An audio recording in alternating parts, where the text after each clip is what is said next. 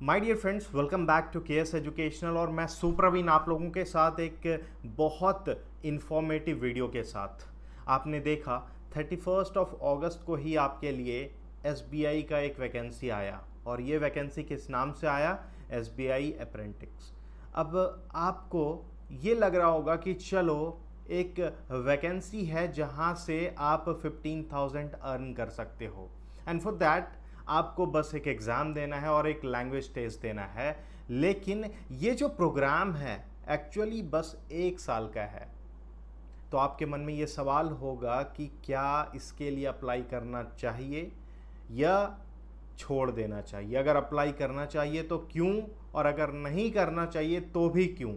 अगर आप regular basis पे आने वाले एग्ज़ाम के लिए तैयारी कर रहे हैं, चाहे एसबीआई हो जाए या फिर आईबीपीएस का हो जाए या आरबीआई का हो जाए, नाबार्ड हो जाए, इन सभी के लिए तो मेरा एक सही सलाह आपके लिए ये होगा कि आप इस के लिए अप्लाई नहीं करें। और अगर नहीं करें तो क्यों, इसके पीछे का रीज़न समझिएगा कि ये एक तरीके से एक ऐसा प्रोग्राम निकला है जो कि बस और बस आपको 1 साल के लिए सिखाया जाना है, और इस 1 साल में आपको जो सिखाया जाएगा उसके बाद वो आगे कंटिन्यू होगा या नहीं होगा, ये चीज़ साफ नोटिफिकेशन में है कि वो कंटिन्यू नहीं किया जाएगा। माइट भी इसका फ़ायदा आपको आने वाले एसबीआई जो जूनियर एसोसिएट का एग्ज़ाम होता है उसमें बेनिफिट मिले, माइट भी आपको।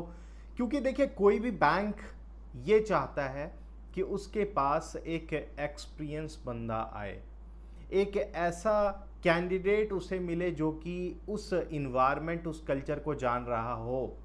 तो बस और बस आपको इस नोटिफिकेशन और इस अगर एग्ज़ाम में अपीयर होते हैं और अगर आप ज्वाइन करते हैं तो ये बेनिफिट आपको मिलेगा कि आपको यहाँ से एक साल का एक्सपीरियंस मिल जाएगा।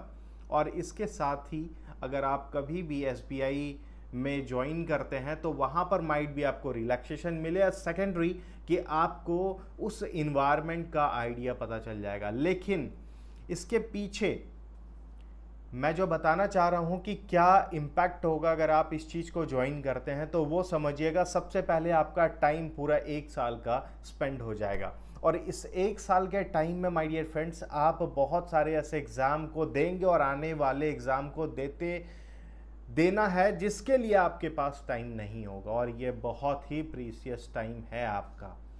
सबसे इम्पॉर्टेंट ये होता है कि जब आप प्रिपरेशन में लगे हुए हैं और अगर आपका कंटिन्यूटी मेंटेन है तो माइट भी आपके निकलने के चांसेस ज़्यादा, आपका जो निकलने का चांसेस होता है वो ज़्यादा हो जाता है। लेकिन अगर आप इस प्रीशियस टाइम को अपना लॉस्ट करते हैं तो आप ये समझिए कि आपका जो एग्ज़ाम है या जो आपका मेन एग्ज़ाम का फोकस एरिया है वहाँ से आप भटक जाते हैं, तो आप अपने पढ़ाई के लिए टाइम नहीं निकाल पाइएगा। और अगर आप जॉब में चले जाते हैं तो इंटायर डे आपका वहाँ स्पेंड होगा, and after that when you are going to come to your home आप थके महसूस करोगे और सो जाओगे। आपको आने वाले फर्दर एग्ज़ाम के लिए टाइम नहीं मिलेगा। तो अगर चाहते हैं आप इस चीज़ में कंटिन्यूटी, आप इस चीज़ में जाना, इट्स योर चॉइस। और अगर नहीं चाहते हैं तो वो भी आपका चॉइस होगा, लेकिन नुकसान और फ़ायदा आपको पता होना चाहिए। आपको ज़्यादा से ज़्यादा क्या कोशिश करना है कि जो एग्ज़ाम अभी आने वाला है उसके लिए प्रिपेयर करें, ताकि वहाँ पर अगर आपका हो जाता है तो आपके पास एक जॉब गारंटी होता है। लेकिन यहाँ पर आपका जॉब गारंटी नहीं है। Only for the purpose of experience अगर आप जाना चाहते हो then it's good for you. Because private बैंकों में भी आप देखें तो इसका, अगर आप ये कोर्स कर लेते हो, अगर आप पूरा 1 साल वहाँ पर रह जाते हो तो इसका बेनिफिट आपको वहाँ भी मिलेगा। एंड अगर आप किसी आईबीपीएस या एसबीआई क्लियर करते हो तो वहाँ भी आपको इसका बेनिफिट मिलेगा। या फिर पीओ के एग्ज़ाम में जब आप ये बताते हो कि आपने 1 साल का ये किया है तो वहाँ भी आपका वेटेज मिलेगा। लेकिन यहाँ से ये नहीं समझना है कि आपका जॉब हो गया। दूसरा, हम लोग अक्सर ये गलती करते हैं, जब प्रिपरेशन में रहते हैं तो हमें लगता है कि हमारा जॉब नहीं हो रहा है, हमारा जॉब नहीं हो रहा, और उस टाइम पे हम लोग को कोई भी एक ऐसा छोटा सा जॉब मिल जाता है जहाँ से हमें एक छोटा सा अर्निंग स्टार्ट हो जाता है, तो हमें लगता है कि हमें बहुत कुछ मिल गया और हम लोग उस एक साल के ड्यूरेशन में काफ़ी पीछे चले आते हैं। ये बात को समझिएगा, मतलब पीछे आने का कि आपका गैप हो जाता है पढ़ाई में और आप अपना कंटिन्यूटी मेंटेन नहीं कर पाते। और इस एग्ज़ाम के लिए आपको क्या चाहिए? आपका डिसिप्लिन्ड होना, आपका कंटिन्यूटी मेंटेन होना, जिसमें से एक चीज़ आपका छूट जाता है। अगर एक चीज़ भी आपके इस एग्ज़ाम में छूट जाएगा तो आप नहीं जा पाओगे वहाँ तक। तो फोकस ये करना है कि जो आप जिस लय में चल रहे हो उसी लय में चलते रहें, क्योंकि माइट भी अभी आपका एग्ज़ाम नहीं निकल रहा है लेकिन नेक्स्ट ईयर आपका एग्ज़ाम निकल जाएगा। आप छोटे मोटे मार्जिन से लैग कर रहे हो, माइट भी आप वो मार्जिन भी कवर कर लोगे, लेकिन अगर आपने अभी यहाँ पर ज्वाइन किया, इट मीन्स कि आपका काफ़ी एक साल आप पीछे चले जाओगे। जो प्रिपरेशन आपका था वो भी भूल चुके हो, प्लस आप एक साल और पीछे चले गए हो। तो यहाँ से कुछ ऐसा पॉइंट निकल कर आता है जो आपके लिए और आपके आने वाले एग्ज़ाम के लिए बेनिफिशियल नहीं है माय डियर फ्रेंड्स। तो अब निर्णय, अब जो डिसीजन है वो तुम लोगों का होना चाहिए कि अभी यहाँ पर फ़िलहाल आपको अर्निंग दिखेगा या आपको आने वाले टाइम का जॉब गारंटी देखना है।